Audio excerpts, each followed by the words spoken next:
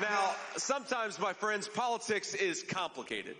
But this race is about as simple as it could be, and you can tell that it's simple because Kamala Harris, more than any candidate in the history of presidential politics, is running away from a record instead of to a record. And there are all these different takes, all these different spins we can put on this race, but I think the most simple and the most direct is that Donald Trump had a record to be proud of and Kamala Harris has a record to be ashamed of. So we're not going to promote her. We're going to say,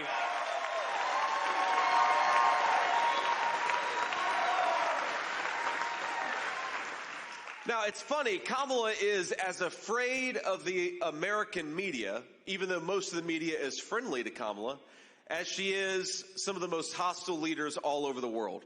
And I happen to believe that if you have a vice president who is terrified to speak to the American people and terrified to give an interview to the American media, that she belongs nowhere near the Oval Office. I mean, think about this. How can we trust Kamala Harris to represent us in front of the most dangerous regimes in the world if she won't even sit for an interview with the American media? Now, I say that, and I admit that I'm a little biased here, because part of the reason I think Kamala Harris should do some interviews is because the American people deserve it. But part of the reason I want Kamala Harris to do some interviews is because every time she opens her mouth, I think Donald Trump and I gain about 100,000 votes. So,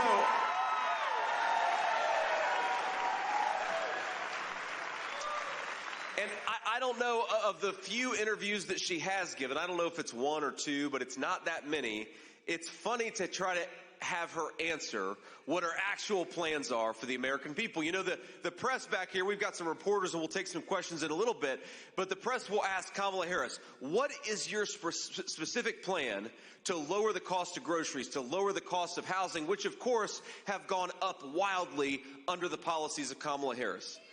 And you know what she'll say? She'll say, well, I grew up in a middle-class family, and I know the struggles. Or she'll say, you know, when I was a little girl, my parents had a very nice lawn. She'll say anything but what her actual plans are to lower the inflation that she caused.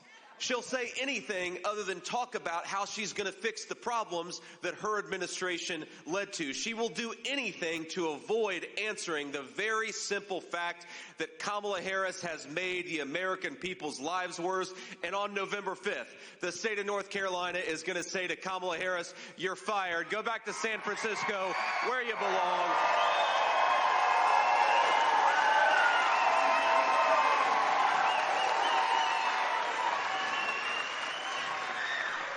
Now, let's just go through the ways in which Kamala Harris has made the lives of North Carolinians worse off. You know that it costs over $1,000 more per month to afford the same things that you would have afforded 3.5 years ago.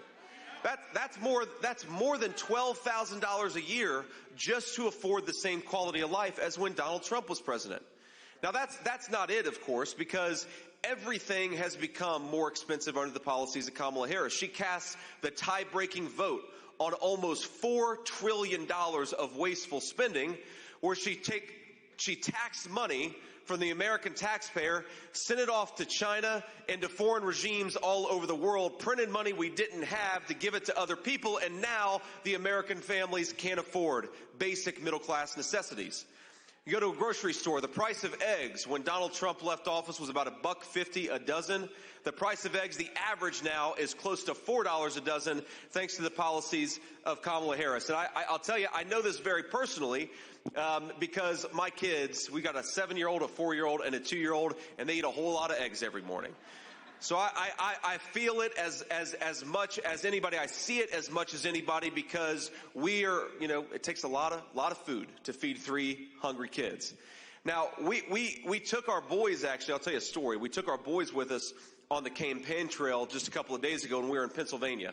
And we went to a Hispanic grocery store in Reading, Pennsylvania, and my 2 boys came along with me. And it illustrates how, sometimes kids, their personalities are just inborn, Because we took our 7-year-old boy and our 4-year-old boy, and we go to this grocery store, and I was so proud of my 4-year-old because he set a goal for himself that he was going to do 100 reading lessons with his mama, and he actually accomplished that goal last Saturday. So we're very proud of our 4-year-old. Give him a round of applause.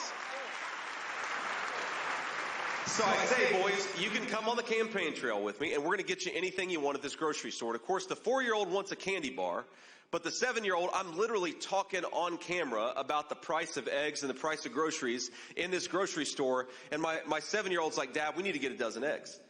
And I'm like, son, when I said you could get anything, I meant like a Snickers bar or an ice cream. And he's like, no, Dad, you cooked the last 3 eggs this morning. If we don't get eggs, we're not going to have any more eggs. And the 7-year-old, he's got his mama's personality. Very practical, worried about whether we have enough eggs. And right now, all across our country, we've got a lot of families that are cutting back because of Kamala Harris's war on affordability in this country. And Donald Trump and I believe in a very simple principle, my friends. We believe that if you work hard and play by the rules, you ought to be able to afford a nice life for your American family. It's that simple.